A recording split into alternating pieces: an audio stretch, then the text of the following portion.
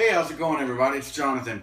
I was in the middle of packing up all my stuff from the kayak trip that I went on the Buffalo River, and some stuff came up, and I actually haven't gotten around to putting all this stuff up yet. But it kind of worked out. I've had a couple of people contact me wanting to know exactly what I packed in the kayak, and they also wanted to know how I packed the kayak down. Unfortunately, I'm not going to be able to show that because I don't have my kayak here with me. It's one of the kayaks up at work, and it was one that I used from the shop, so it's still up there. But I will put up some pictures and a small video kind of showing you from front to back what it was, and I'll do my best to go over what it was. So right now I'll put up a couple of pictures and that little quick video so you can kind of see, and I'll put them up again later on to reference it. So hang in there.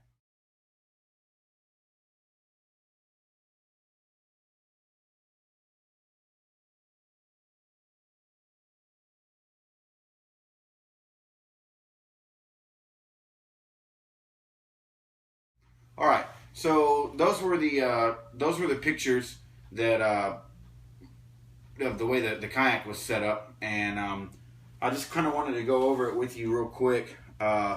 So in the back of the boat where you saw my Frost River canvas pack, and I went over in the previous video what I did to waterproof it and whatever. Underneath this, I only had two things, and one of them was this dry bag. This is just one of the outdoor products dry bags from I believe I got this from Walmart.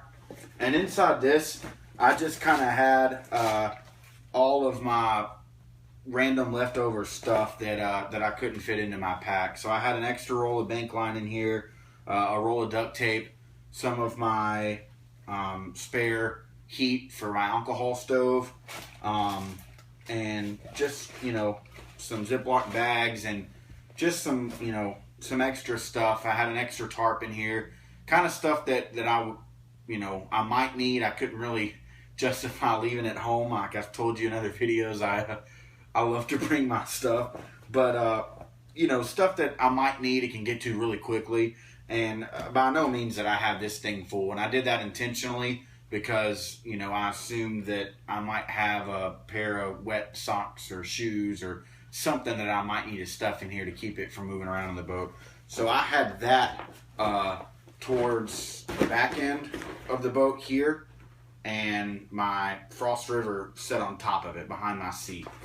And in front of that, I had my 30-liter Pathfinder dry bag with the handle and all that. I absolutely love this dry bag. For the sake of the video for the kayak trip, I had my my clothes in here, my clean clothes, and rolled it up, and I had it directly behind the seat, and then I had that white dry bag with my odds and ends and stuff behind that, and my Frost River bag on top of both of those.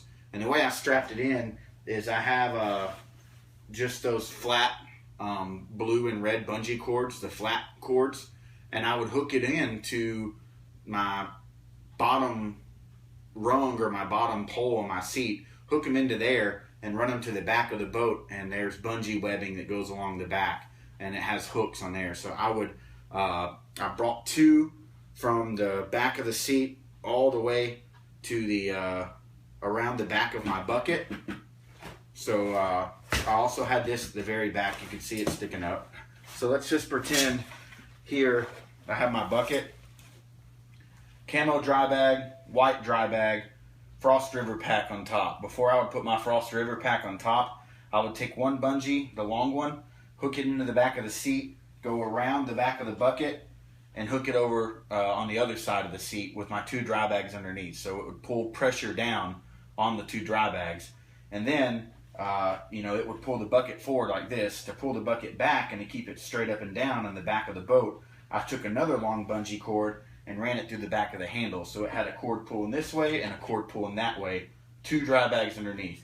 Then I would take my Frost River bag and set it on top of those 2 dry bags.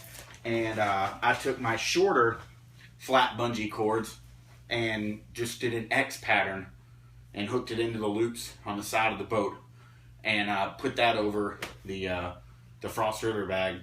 And I mean, it was secure as you could get it. So I used these 2 dry bags outside underneath my Frost River pack, and then I had my bucket.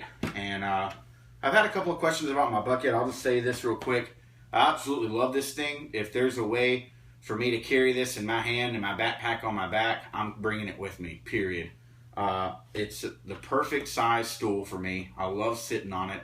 Multiple times on that kayak trip where it was muddy or wet, and instead of trying to find a log or put down a trash bag and sit on the ground, I could just grab my bucket and sit on it. For this trip, I put the majority of my food, my cooking stuff, pots, and my spare container, my canteen kit in here, and my other roll of bank line. I had 2 rolls with me, and or it was really a quarter of a roll left. It's not even a full roll.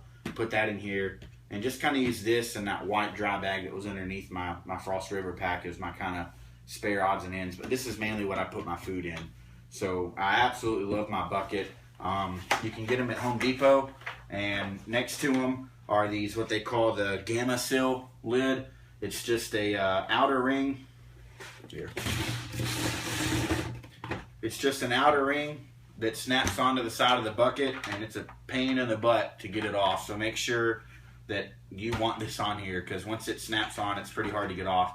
And then you've got your lid that's got an O-ring right here, and it says on the lid that it's airtight and watertight. So I just do that, and you know, I use it like that. So I don't expect it to last forever, but it's cheap, and you know, I just love it. So enough about my bucket. Now I'll put up a picture again of the front of my boat to let you see the dry hatch, the dry hatch seal that I had in the front. Okay.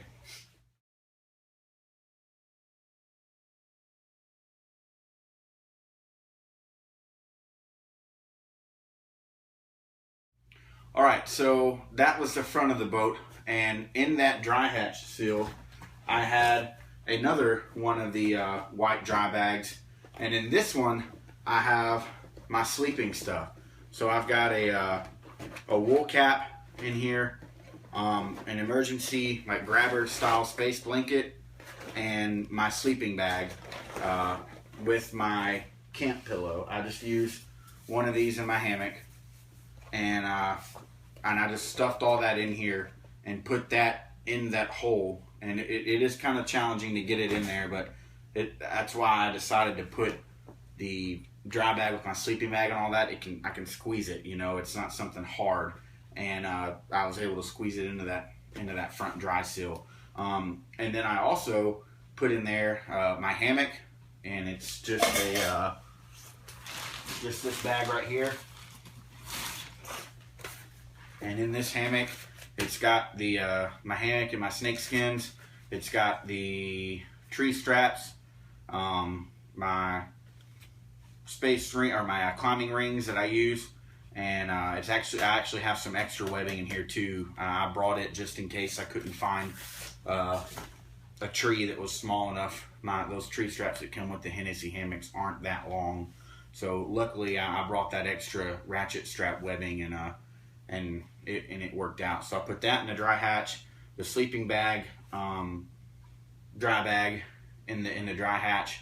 I put my little collapsible fishing rod in there, and then just whatever else. I think I ended up putting my spare pair of sandals in there, and my rain gear. Just anything that I want to get to real quick. So that's what was in that front dry hatch, and it's surprisingly big for what it looks like.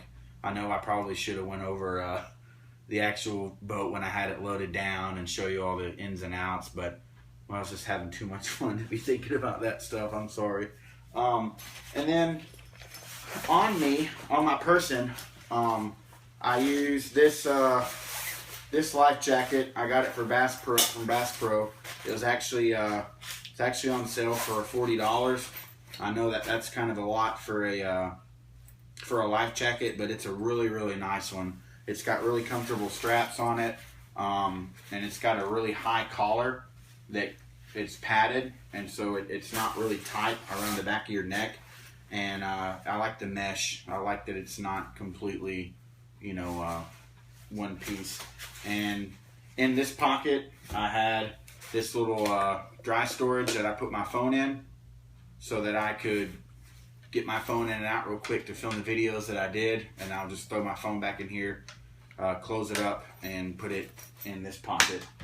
And then in this pocket on my life jacket, I've got a little Gerber multi-tool. It's called the Dime.